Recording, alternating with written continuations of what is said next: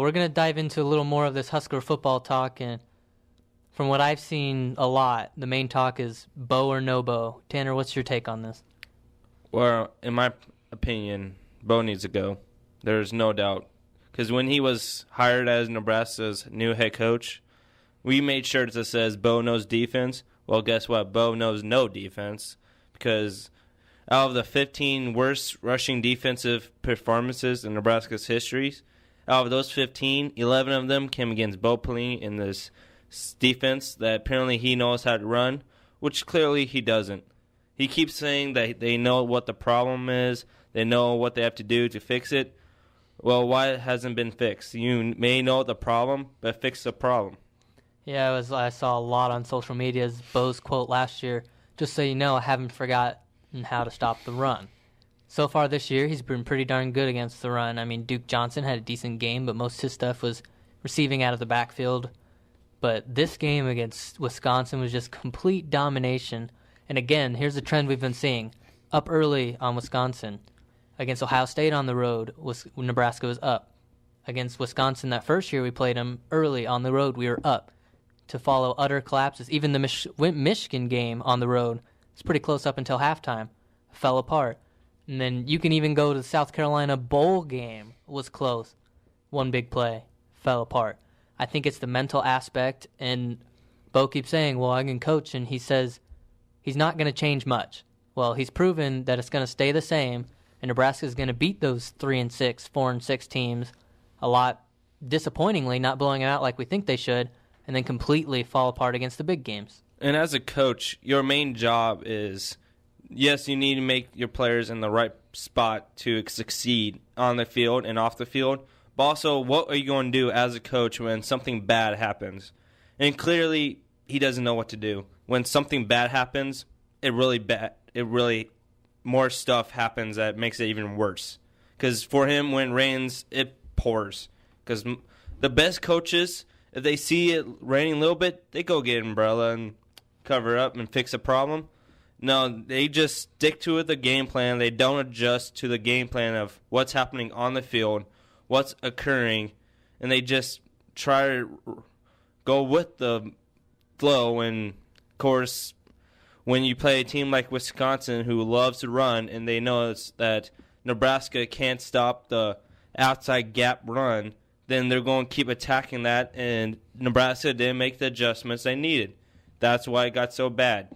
Melvin Gordon is an absolute monster as a running back, but when you look at his offensive lineman that he was running behind, the worst offensive lineman Wisconsin had against us had 22 career starts. That's basically 2 seasons of starting. That's their worst offensive lineman. So this is not like a patched up offensive line Melvin Gordon is running behind. This offensive line knows what they're doing, knows they can dominate the game, and that's what Wisconsin did. And Nebraska didn't do a good job of changing their game plan to fix for that. And what I notice is no excuse at all for Bo Pelini because Wisconsin's been shut down a few times this year. This is one of the worst Wisconsin teams we've seen. Even that 7-5 team that came in and just trashed Nebraska. So is it just Wisconsin, do you think? Do you think it's just the run defense in general? Well, I believe it's just Wisconsin because they know how to stop Pelini's defense. Pelini likes to run a Tampa 2 cover defense, basically an NFL-style defense. That's why Nebraska defensive players do succeed in the NFL because they run an NFL system in college. However, in college, they're kind of more athletic athletes in college than NFL. NFL, they want power and agility. In college, it's all about speed, and when you don't have speed to match other teams, you're going to lose. That's why Nebraska's been struggling. Because if you look at the linebackers, their main job is to plug up the running lanes and stop the running back for a short gain. Well, if they're too slow to catch up to Melvin Gordon, and when he runs outside, he's going to get big gain, especially if there's a mental breakdown, which happens a lot for Nebraska, when the corner runs inside when he's supposed to have the outside lane. Yeah, this defense is definitely set up for the Big 12 era days where we came in and spread offense after spread offense after spread offense, which seemed like a few years ago that's what we struggled against Northwestern, the speed and the throws over the middle to Kane Coulter. And now it's just the power run teams. Minnesota last year, Wisconsin the year before that, Wisconsin again this year. And now this Minnesota game has me worried, and a lot of the fans I've seen just like don't even care. Like just that game just tore out their soul, and everybody's just kind of sitting there in a 8-2 team and just in a dull state. Well, Wisconsin, Minnesota, they like pounding the ground against you, try to wear down a defense. That's what happened. Nebraska was strong to start. They were able to stop Melvin Gordon in the half of the first quarter. But then when the second quarter and third quarter came, when Wisconsin's offensive lineman kept hitting and hitting and hitting Nebraska's defensive line, they got tired. They got exhausted, and that's where the depth of the team needs to come in and play. Also, it's the offense's job, Nebraska's offense, to take an effect and keep the defense off the field so they can catch their breath and not get pounded as much as they do.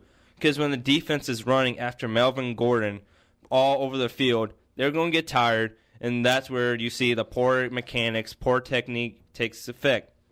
So, if you take it in that matter, Tommy Armstrong has to do a better job of throwing the ball. All right, he can throw a good deep ball, but if that's the only thing he can do, you're not going to win games in college football. Yeah, and that's another thing that I was about to bring up is the offense and defense together keep away blowouts. You can both play bad and lose by 10, but when the defense is playing well to start, the offense is playing well, as we saw this game, and then the defense starts to struggle, the offense just completely fell apart. See, and that's one thing under Bo Pelini I don't understand. As those games I mentioned a few minutes ago, same difference. We were up early, offense fell off the map, defense fell off the map, and just the whole team collapsed. And in my opinion, that has to fall on the head coach. As he says, well, it's lack of execution. Well, you're the coach. You need to keep them together, keep them executing. They're getting worried they're going to get burned. They're worried they're going to get benched, yet none of the backups ever come in to breathe in new life to keep these guys motivated.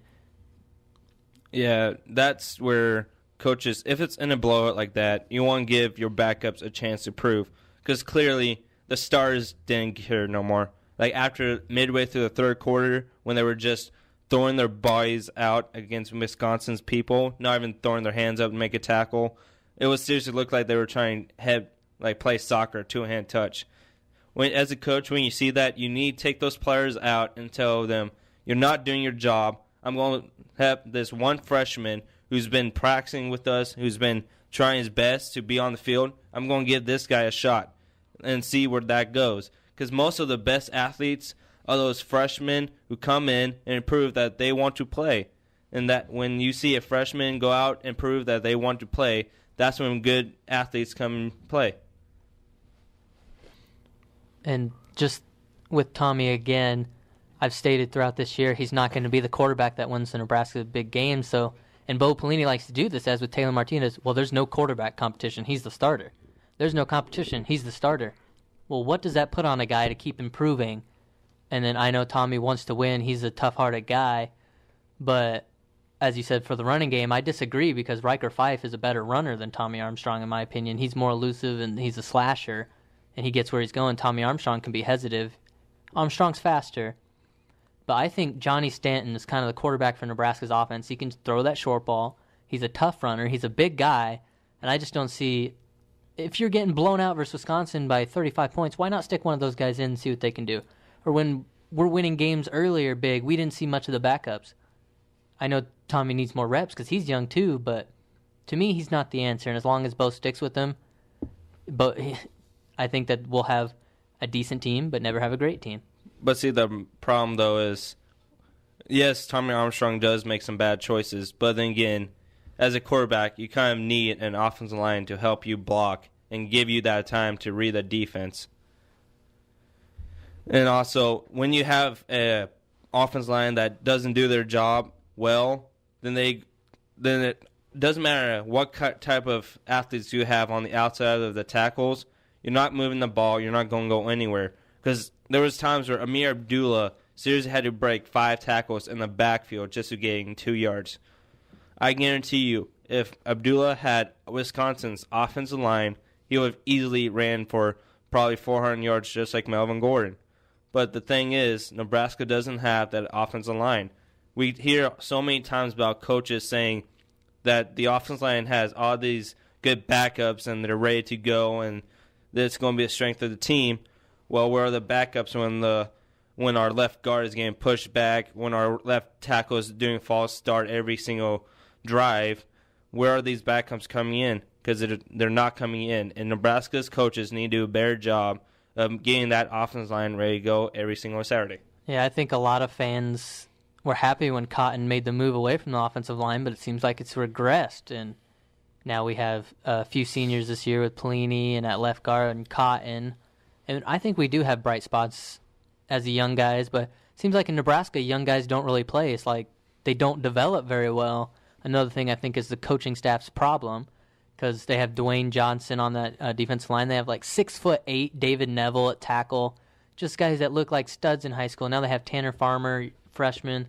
I think these guys should be the strength of the team here in a few years, but I don't see why most of these guys that have already redshirted aren't getting really any reps, and we're sticking in the starters like Pelini over Reeves, and it'll be interesting come next year, see how this team folds with plenty of talent.